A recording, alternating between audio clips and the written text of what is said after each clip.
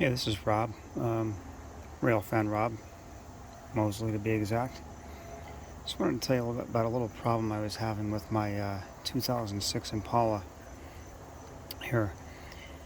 When I would put the car in gear, I would get this crunch, kind of a knock, from the passenger side of the vehicle.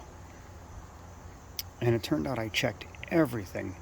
I checked the tie rods, the ball joints, the rack, the steering shaft, where the steering wheel goes down through to the rack.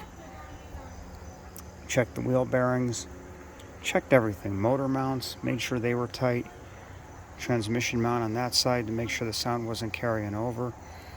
And it turned out, oddly, that this support bracket right here that I'm focusing on, that runs right to the strut tower, the bolt up here was loose and it was causing the noise. So if you have a 2006 to 2013 Impala and you're getting like a crunch or a knock from over on this side when you put the car in gear or when you go over certain bumps, make sure you check the bolts on this support right there and right over here. I was killing myself trying to find the source of this issue for like a month, and it turned out to be that simple. It's like I don't even know exactly what they call that, but it's some kind of support for the strut tower and the radiator support right down here.